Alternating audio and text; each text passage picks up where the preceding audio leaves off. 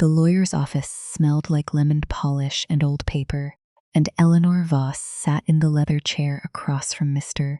Halloran's desk with her hands folded so tightly in her lap that her knuckles had gone white. Her son Marcus sat to her left. Her daughter Priya sat to her right. Neither of them looked at her. They looked at the folder. "The estate, Mr. Halloran said, clearing his throat the way men do when they know the next sentence will ruin someone's afternoon, has been distributed according to the amended trust document dated March of last year." He slid 2 thick folders across the table to Marcus and Priya. Then he slid a thin manila envelope, gray with dust along one edge, toward Eleanor. "And this was left specifically to you, Mrs. Voss. Your husband's instructions were explicit. You were not to open it until after the reading." Eleanor stared at the envelope. It weighed almost nothing. "There's some mistake," she said quietly. "Robert's estate was worth $31 million. The company alone, the company, the properties, the investment accounts, and the life insurance payout were all reassigned to a revocable trust benefiting Marcus and Priya Voss, effective 11 months before your husband's death, Mr. Halloran said, not unkindly, but with the flat precision of a man reading from a script he didn't write and didn't like. "Mrs. Voss, you're named in the original will as primary beneficiary, but the amended trust supersedes it. I'm sorry." Marcus finally looked at her. He was 41 years old, wearing a gray suit that cost more than Eleanor's first car, and there was something in his face that might have been guilt if he'd let it surface all the way. "Mom, Dad wanted it this way. He talked to us about it before he got sick. He said you'd never wanted to run anything. You just wanted the garden and the house in Millbrook, and we agreed we'd take care of you." "Take care of me," Eleanor repeated. "You'll have an allowance," Priya said.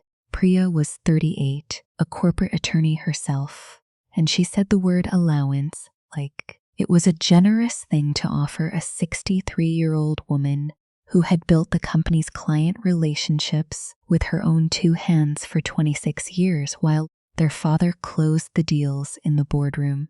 $2,000 a month. "The house is yours to live in, obviously. We're not monsters, Mom." Eleanor did not say anything. She picked up the envelope. On the front, in Robert's cramped, slanted handwriting, was a single line for Ellie. "Open it alone." She waited 3 days. She waited because she needed to understand what had happened to her marriage of 34 years before she could understand what was inside a stranger's handwriting on a dusty envelope. She sat in the sunroom of the house in Millbrook, a house that, she now understood, technically belonged to a trust her own children controlled, and she thought about the man she had buried 6 weeks earlier. Robert Voss had built Voss Regional Logistics from a single truck and a handshake into a company that moved freight across 4 states and employed 900 people. He had been, for most of their marriage, exactly as decent as she'd believed him to be. And then, in the last 2 years of his life, after the diagnosis, after the chemotherapy that thinned him down to something she barely recognized, something had changed in him that she had chalked up to fear of dying. He had grown distant. He had spent long hours in his study with the door closed. He had stopped asking her opinion on company matters, something he had done religiously for 3 decades, ever since the year she'd caught an accounting discrepancy that saved the company from a fraud scheme run by their original controller. She had thought his silence was grief. She had thought his distance was a man preparing to die and not knowing how to say goodbye to his wife. She had not thought, not once, that he was rewriting 34 years of promises behind a locked door.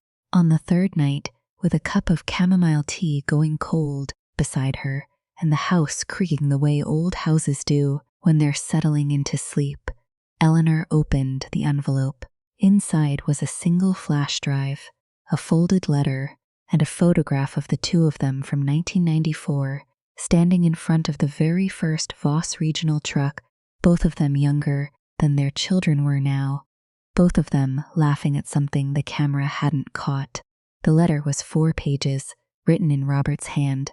the penmanship deteriorating visibly from the first page to the last as his illness progressed. Ellie, if you're reading this, it means I ran out of time, and it means you've just found out what I let happen to you. I need you to understand something before you decide how angry to be at me, because I deserve every bit of it. But I need you to have the whole truth first. 18 months ago, Marcus came to me with a proposal. He said the company needed restructuring for tax purposes, that an estate planning attorney he'd hired, not Halloran, someone new, a man named Denton, had drafted a trust that would protect the business from what he called estate tax exposure if I died with you as primary owner. He said it was standard. He said every family business does this. I was scared, Ellie. I'd just been told I had maybe 2 years, and my son was standing in my study telling me he had a plan to protect everything I'd built, and I wanted so badly to believe that trusting him was the same thing as loving him. I signed the papers in April. I didn't tell you because Marcus asked me not to. He said it would upset you unnecessarily, that these were just precautionary documents, that nothing would actually change while I was alive. I believed that too. I was wrong about almost everything that year, but I was most wrong about that. It took me 4 months to understand what I'd actually signed. Priya came to visit in August and let something slip. She assumed I already knew about when the trust takes effect and restructuring the board once transition happens. I confronted Marcus. He told me it was too late to undo it cleanly, that unwinding it would trigger tax penalties and legal complications, that I should just trust him, that you would always be provided for. Ellie, I am ashamed to tell you that for a while, I let that be enough. I was dying and I was tired, and some cowardly part of me decided that fighting my own son in what might be the last year of my life was a battle I didn't have the strength for. I am not proud of that. I have never been less proud of anything, but I am not the man they think I am, and I did not simply lie down. Everything is on the drive. Every email Marcus sent Denton discussing how to structure the trust language so that it would appear to have been my independent decision. Every text message where he tells his sister not to mention it to you until it's finalized, so she can't make it a whole thing. Bank records showing that Denton was paid an additional $200,000 from an account Marcus controls above and beyond his legal fees 4 days after the trust was signed. Money that, as far as I can tell, was never disclosed to me and never should have existed if this was truly just standard estate planning. There is also a recorded phone call, 40 minutes long, made without Marcus's knowledge, in which he explains to Priya exactly why the original will can't stand, in his words, because you would never sell the company and would run it into the ground trying to keep every driver employed out of sentimentality. He said that about you, Ellie, about the woman who kept this company alive during the 2009 freight collapse by convincing 11 of our biggest clients to renegotiate contracts instead of walking, something neither he nor I could have done. He doesn't remember that, or he does, and it didn't matter to him. I am telling you all of this not so you'll hate them, though God knows you'd have the right. I'm telling you because you deserve to walk into whatever comes next with your eyes open, the way you always have. You caught Whitfield's fraud in 1997 when I was too trusting to see it. You are sharper than any of us, including me, and you always have been, and somewhere in the last 2 years I forgot to lean on that, and it cost us both. I am sorry. I love you. Everything on this drive is real, and it is enough if you choose to use it to unwind what they've done. Denton is not a careful man. He left trails. Go slowly. Go quietly. Let them believe you're grieving and small, the way I let them believe I was too sick to notice. Then show them who they underestimated. Robert Eleanor sat with the letter in her lap for a long time after she finished reading it. She did not cry, though she had expected to. What she felt instead was something colder and more useful. a kind of clarity she hadn't experienced since the year she'd sat across a boardroom table from a controller named Douglas Whitfield, and calmly, without raising her voice, explained exactly how she knew he'd been skimming from the fuel accounts for 3 years. She plugged the flash drive into her old laptop and read everything on it twice. Then she made a pot of coffee at 11 at night and read it a third time, taking notes in the small spiral notebook she'd used for grocery lists for 20 years. She did not call a lawyer the next morning. She did something else first. She called Marisol Vega. Marisol had been Voss Regional's head of internal audit for 14 years, hired originally on Eleanor's recommendation, after Eleanor met her at a logistics conference and was struck by how quickly the younger woman could find the seam in a spreadsheet that didn't add up. Marisol had stayed loyal to Eleanor in the small, quiet ways employees stay loyal to the person who actually sees them. Remembering her at the holiday party, sending a card when Robert was diagnosed, never once treating Eleanor as merely the founder's wife, the way some of the newer executive staff did. Mrs. Voss, Marisol said when she picked up, surprise evident in her voice. "I'm so sorry about Robert. How are you holding up?" "I need your help with something, Marisol, and I need you to understand before I say another word that if you're not comfortable, I will completely understand and will never speak of this again. But I think Marcus and Priya may have done something that isn't just unkind to me. I think it might be illegal, and it might eventually hurt the company you've spent 14 years protecting." There was a long pause. Then Marisol said, "Tell me what you need." Over the following 6 weeks, Eleanor built her case the way she had once, decades earlier, built her first client relationships, patiently, without ever revealing her hand, one conversation at a time. She met Marisol for coffee, never at the office. She learned that in the 8 months since Robert's death, Marcus had already quietly begun negotiations to sell 40% of Voss Regional's regional routes to a competitor, Holbrook Freight Systems, a company known throughout the industry for buying up smaller family logistics firms, gutting their workforce, and reselling the routes for a premium. Marisol had seen the preliminary paperwork cross her desk disguised as a strategic partnership assessment. If it went through, roughly 320 of the company's 900 employees, drivers, dispatchers, warehouse staff, many of whom Eleanor had known personally for over a decade, would lose their jobs within the year. This was, Eleanor understood, precisely the outcome Robert had feared, and precisely the thing she would never have allowed while she had any power over the company. It was also, she realized with a strange, sad clarity, exactly what Marcus had accused her of being too sentimental to prevent, except he had it backward. She wasn't sentimental.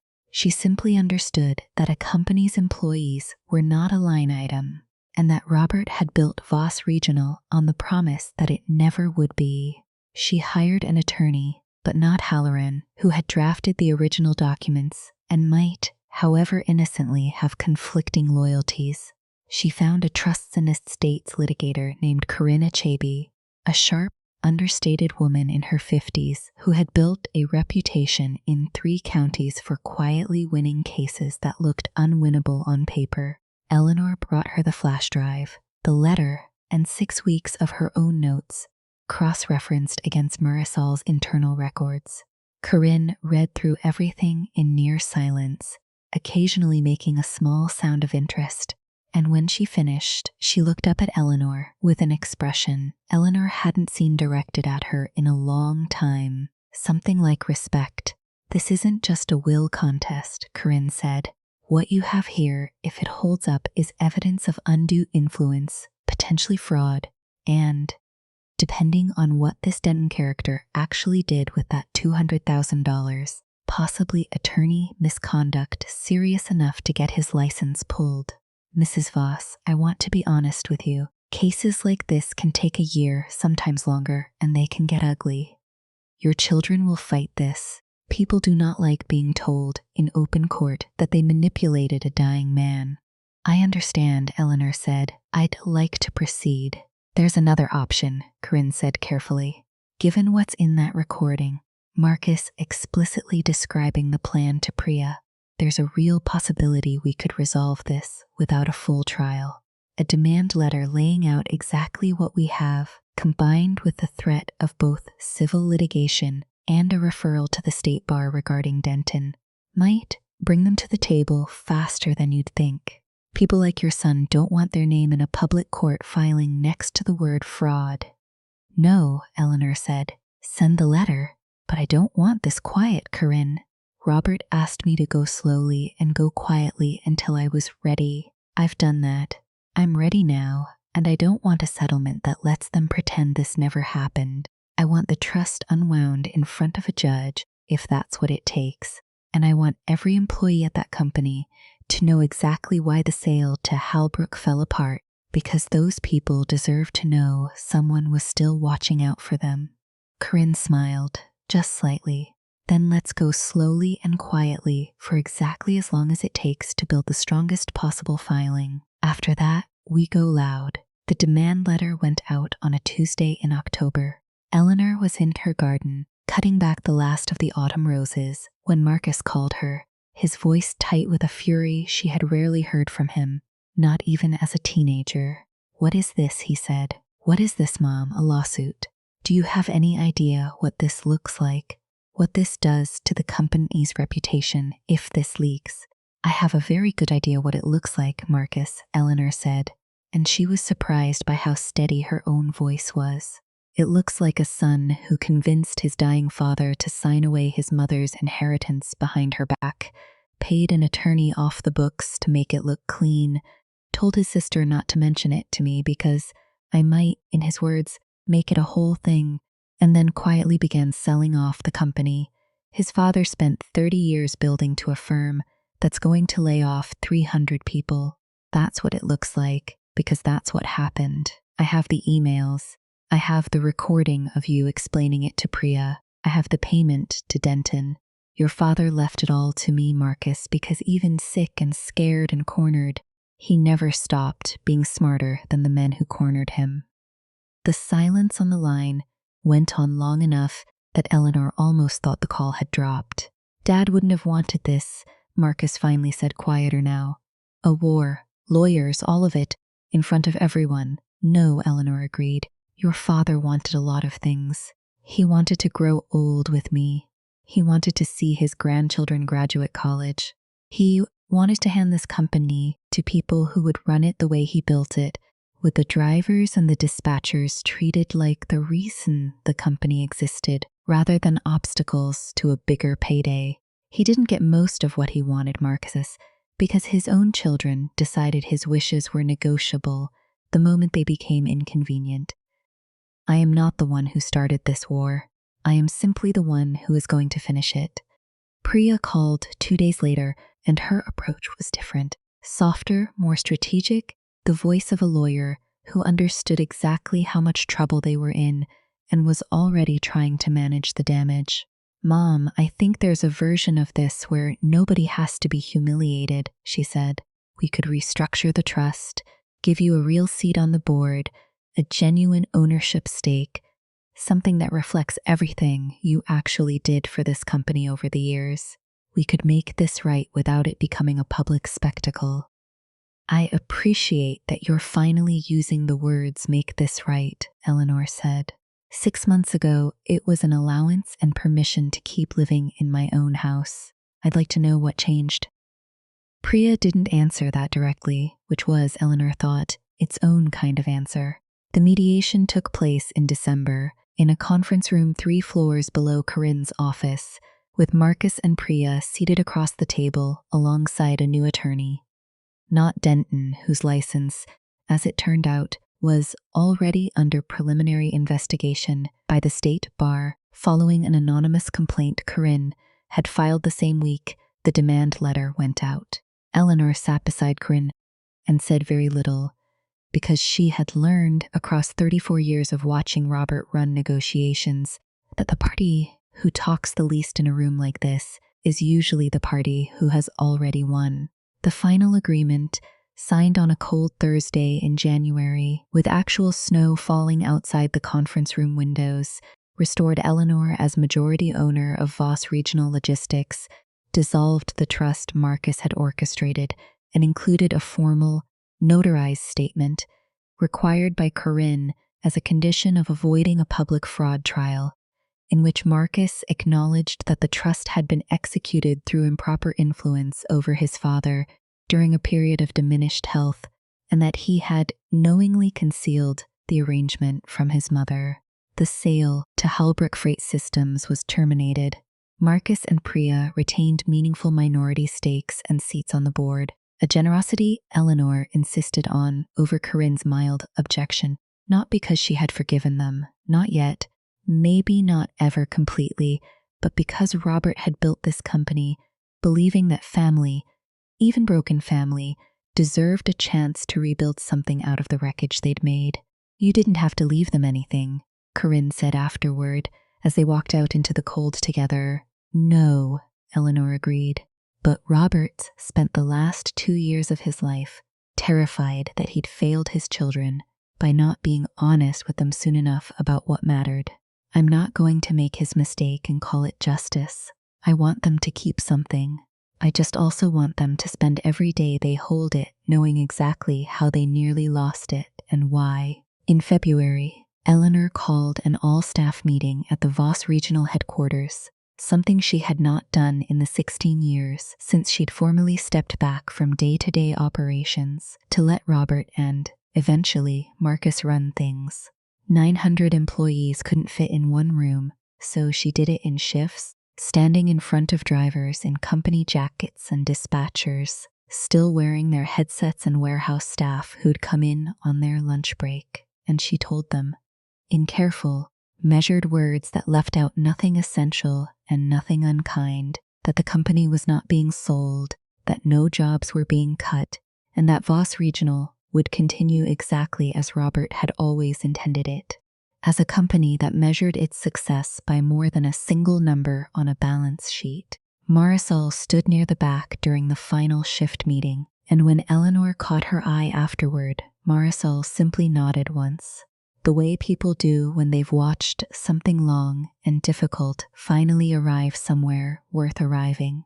That spring, Eleanor took over as CEO, a role she had never once, in 34 years, imagined wanting for herself, and discovered within the first month that she was, in fact, extraordinarily good at it. Not despite her years spent quietly noticing everything from the edges of boardrooms, but because of them.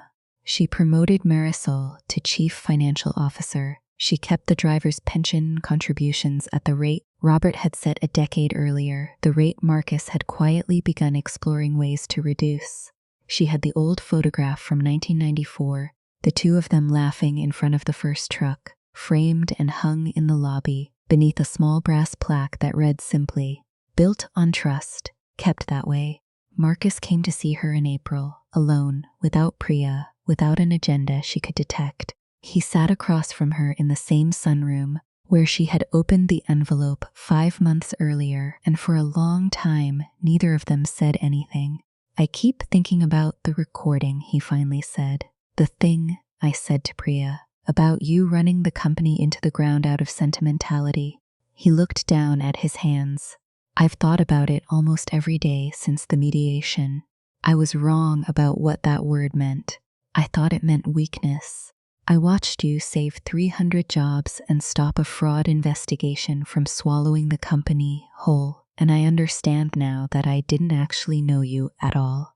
I spent my whole life underestimating the person who was quietly making sure I had a company to inherit in the first place." Eleanor considered him for a long moment. Her son, who had once been a boy, who cried when his father missed a single Little League game, who had grown into a man capable of the specific, deliberate cruelty of writing his own mother out of 34 years of shared history. "Your father underestimated me too for a little while at the end," she said. "Fear does that. It makes people believe the person who loves them quietly is somehow less trustworthy than the plan that promises to fix everything fast. I don't know if I'll ever fully trust you again, Marcus. I don't think that's something I owe you, and I don't think you should expect it. But I'd like to know my son again, eventually, if he's willing to be known honestly this time." It was not forgiveness, not entirely, not yet, but it was a door left open rather than one closed forever. And Eleanor had learned, across a lifetime of watching Robert build something enduring out of nothing but a truck and a handshake, that some of the strongest things were built exactly that way, slowly, imperfectly, one honest conversation at a time. That night, after Marcus left, Eleanor sat once more in the sunroom with the dusty envelope empty now, on the table beside her. She thought of Robert's handwriting, deteriorating page by page, of a dying man finding, in his last months, the courage he'd lost somewhere in the fear of his own ending. She thought of $31 million, and of how little that number had ultimately mattered compared to what had actually been at stake. Not money, but the question of whether the people who loved her had ever really seen her at all. She picked up the framed photograph from 1994 and looked at the two young people in it, laughing at a joke the camera would never explain, standing in front of a single truck that had somehow, against every reasonable expectation, become 900 jobs and 34 years and one dusty envelope that had turned out to be worth more than $30 million ever could. Outside, the last of the snow was melting off the garden beds where, in a few weeks, the roses would come back exactly as they always had, patient and unhurried exactly on their own time.